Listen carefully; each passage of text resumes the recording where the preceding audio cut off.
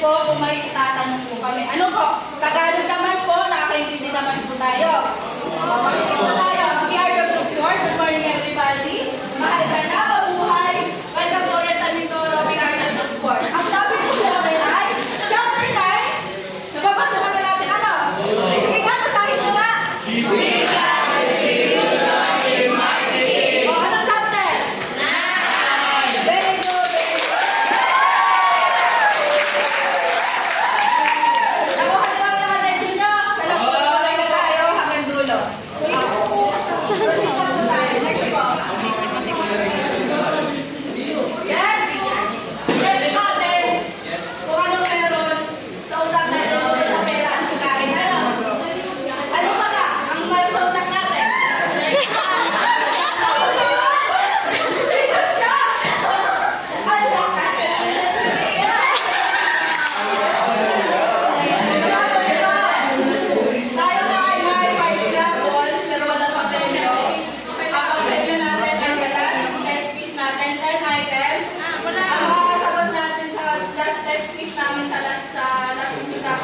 Sa last term namin ay cash prize. 20,000 pesos.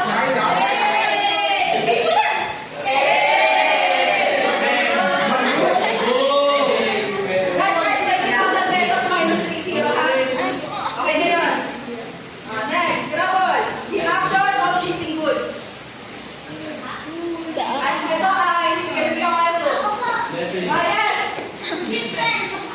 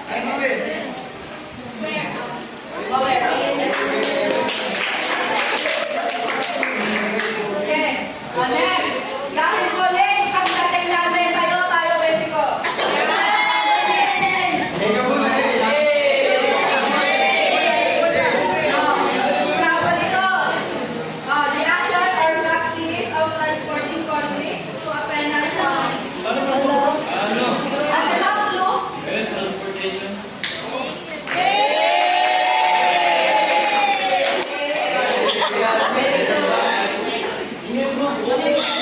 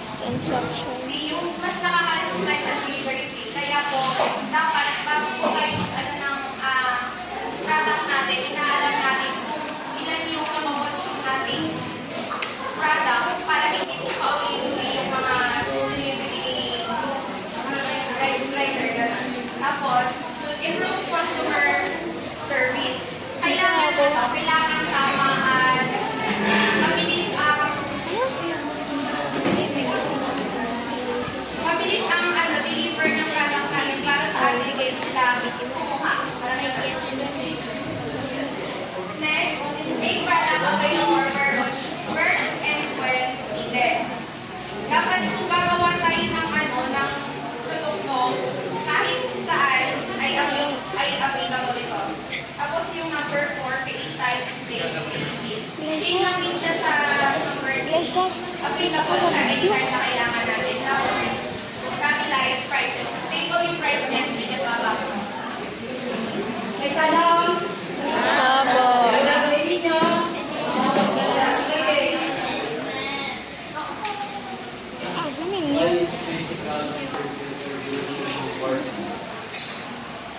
Why is physical distribution important? Ano sa tingin nyo, bakit important ang physical distribution?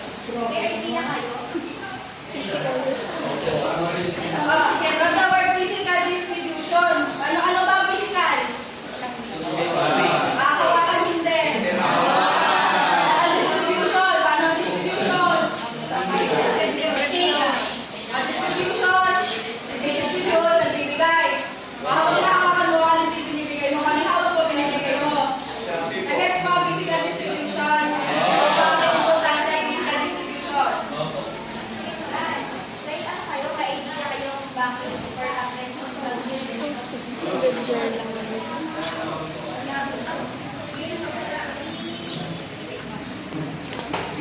For the company to know if the products or raw materials are given in the business. Kung para malaman nila kung tama ba yung mga deliver ng mga raw materials or supply sa mga business na nanggaling dun sa distributor.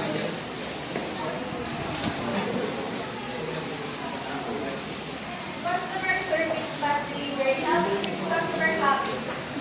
Hindi. Sabi niya, parang satisfied ang ating pag-deliver. Ang customer service, kapag ito kasi ito ay isa sa kailangan pagdating sa mga company.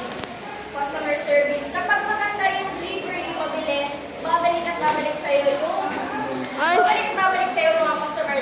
Kapag nagustuhan nila yung mga pagdadala mo ng kanilang order, yung service kapag nagustuhan nila,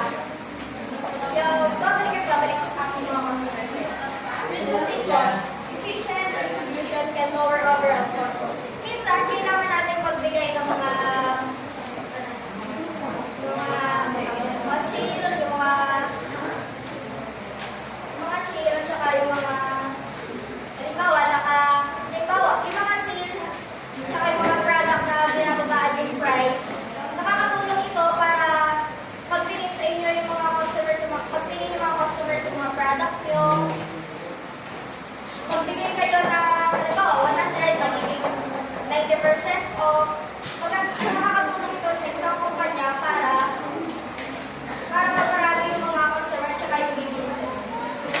For reviews, make products available at the right time place. Ito naman, dapat yung mga product nyo ay available sa inyong, sa inyong market, sa inyong store, para hindi aalis sa inyo yung mga customer na halimbawa, bibili sa inyo. Ay, walang ito, walang asukal, walang mantika. Yung hindi kompleto yung bibili sa inyo, may tendency na lumipat sila ng ibang market na doon sila bumili. May tanong kayo guys. Wala po.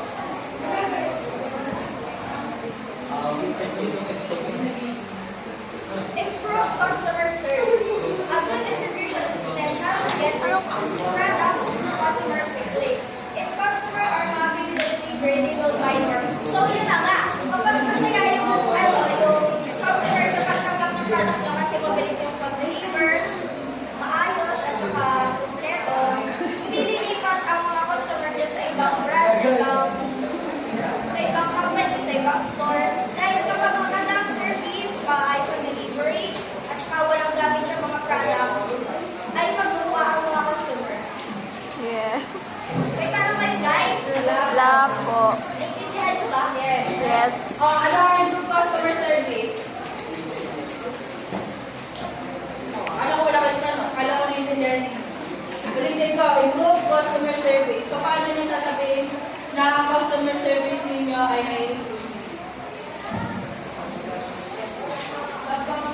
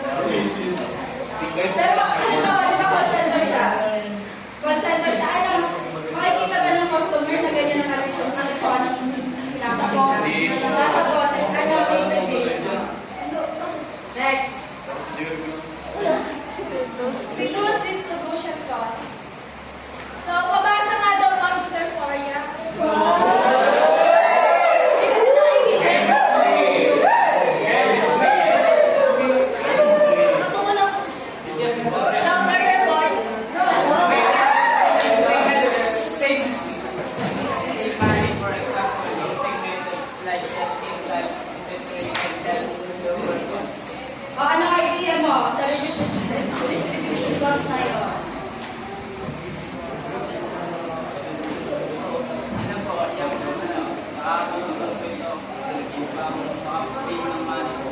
Paano pagsisave ng money?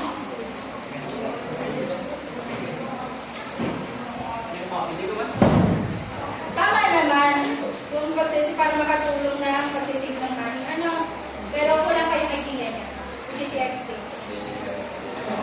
So DNAs means finding ways to lower the expenses involved in getting products or services from the producer to the consumer. So, example din kayo sa yung pagbili ng mga lamihan. Hindi kayo sa online shopping. Online shopping. Yan, di kayo. Para, ang ginawa yung shipping is, pinadamihan natin yung order para isang shipping lang. Ano, tama. Next,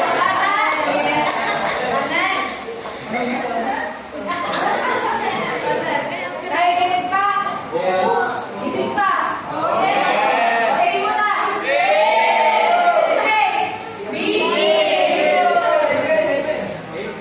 In time and place time utility. Babasa nga daw po, Mr. Sula. Bakit hindi ka?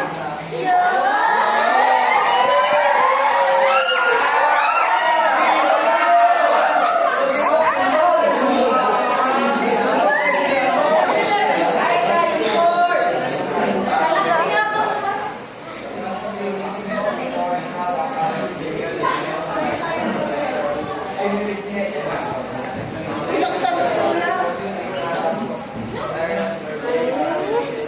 Nakukong lang si Mata bago matapos ang report eh.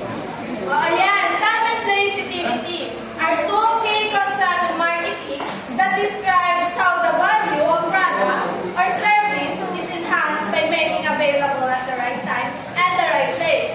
Ang una, sumatawa ko kayo. Una pa yung time utility. This refers to increased value of product or service gained by being available when it is needed or desired by the customer. Example din na yung seasonal, yung example din na yung seasonal product. Diba ngayon, December? Kanina, di ba ngayon December? Di ba kumamahal yung mga Christmas flavors natin? Kasi nga, kapanahon na. Tapos, ang sunod is place utility. It refers to the increased value of product. Mr. Nahito? Okay.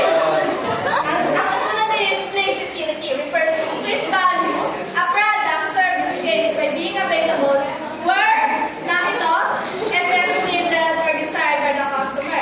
Ang example po dyan is yung sa mga souvenir store, di ba? Dun sa place na yon, dun sila nagtatayo ng mga tindahan na gano'n kung saan mabenta at yun ay minamahalan nila ng presyo. Wow, sana pinamahal. Yan, may tanong. Wala.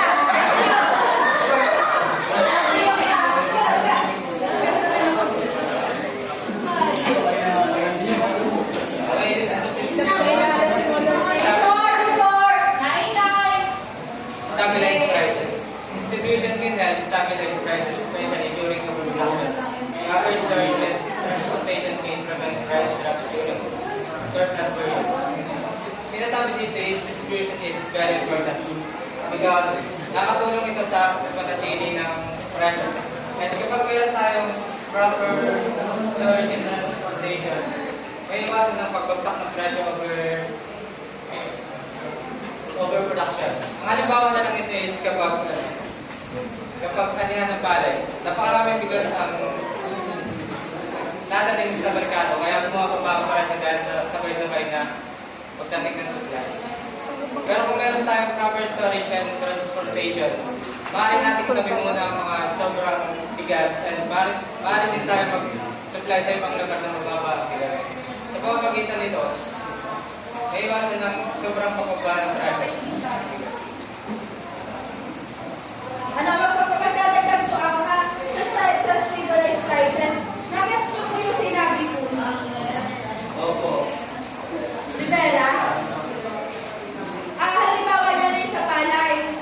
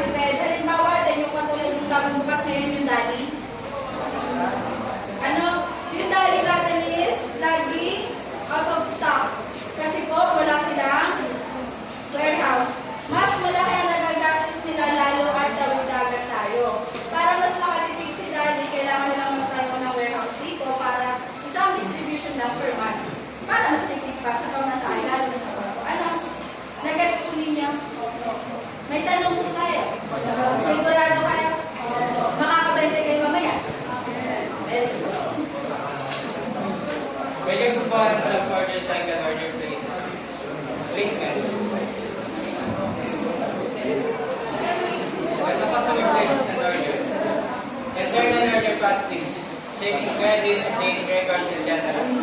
Ordering preparation, picking and packing items for shipment. Order shipment, sending the product to the customer. Sa place order, dito na hinahanda yung item ng customer.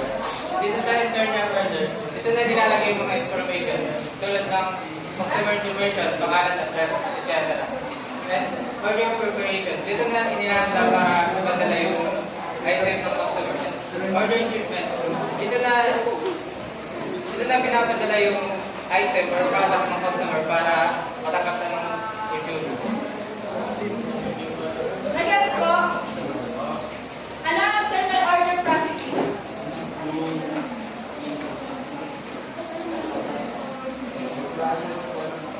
Sige po, may naririnig po ako dito sa kanyang kanan. Kayo po tayo, Mr. Mario! Mr. Mario! Mario? Ako yun! Akin! Internal order. Paano po yung internal order po na sinasabi ni Mr. Rivera?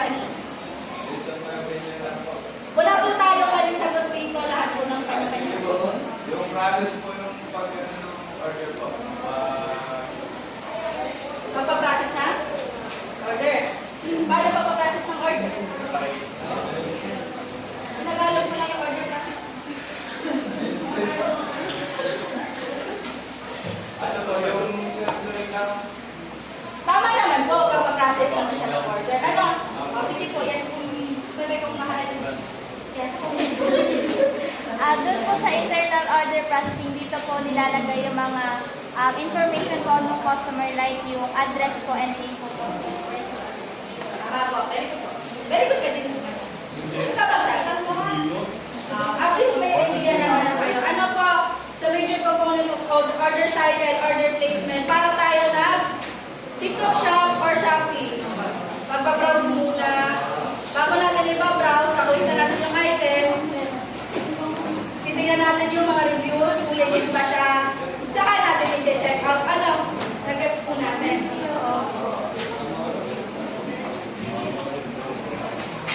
Okay, now let's proceed to the materials handling. Yan. Materials handling involves equipment with warehouse and factories. It always contains equipment, safe, fast, and efficient. So, any idea about materials handling? So, materials handling involves short distance movement. So, for example, from manufacturing or warehouse to another building, or another building to transportation for distribution. So, moreover, it includes protecting, storing, and controlling the materials from manufacturing to distribution.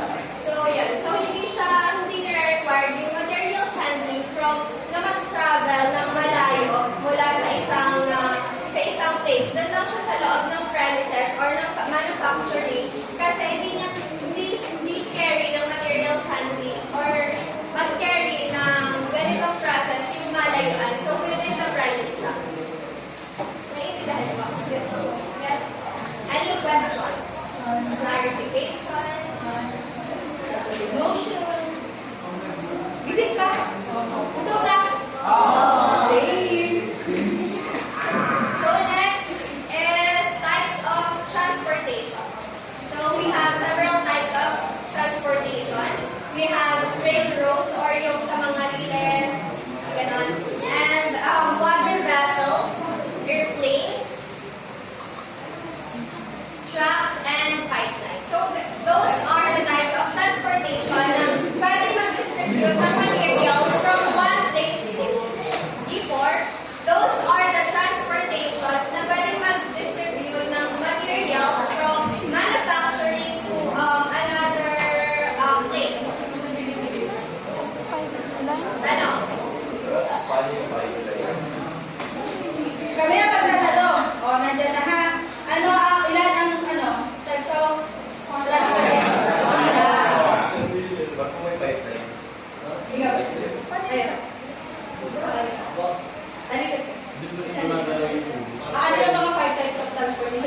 Yan.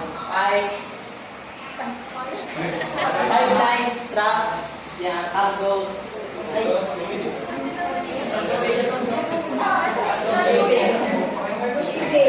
Cargo shipping. Pipeline.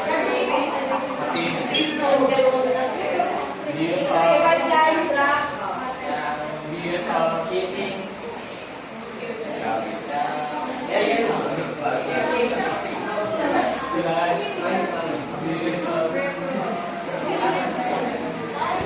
Next, ito na sinasabi natin na ang importante sa isang business, which is the warehousing. Any idea sa warehousing? Nasabi na yun kanina. Balik ko.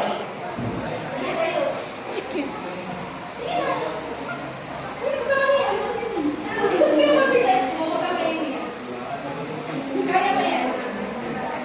Diyan nag-start ang confidence mo. Go. Warehousing.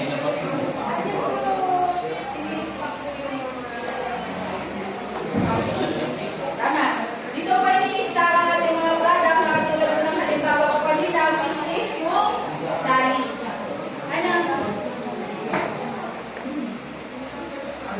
Ngayon, magpapakista po tayo. May mga tanong tayo. Yes po. Oo, yung sa pipelines. Sa pipelines, paano siya naging transportation? Sige, may explanation naman ako dito. Sino mayroong idea kung bakit paano naging transportation ng pipelines? Sige,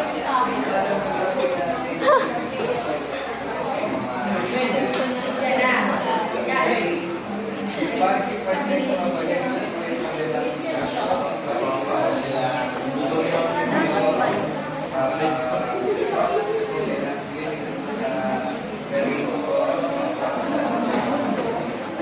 Parang desierto.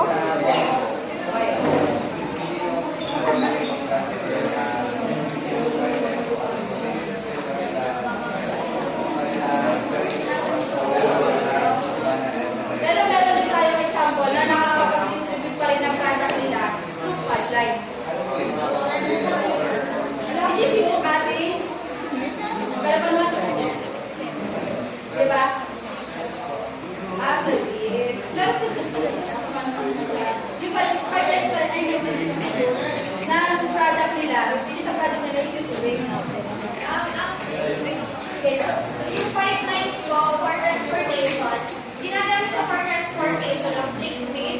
Then yung mga gases, pipelines is yung siya yung parang sinaunang or siya yung pinakamatagal na transportation when it comes to gases and liquid na kailangan i-transport from other countries na hindi pwedeng i-travel ng katulad ng sa water vessels and mga trucks kasi delikado siya. So, pipelines are there para i-transfer or i-transport yung mga gases and liquids from one country to another country and other places.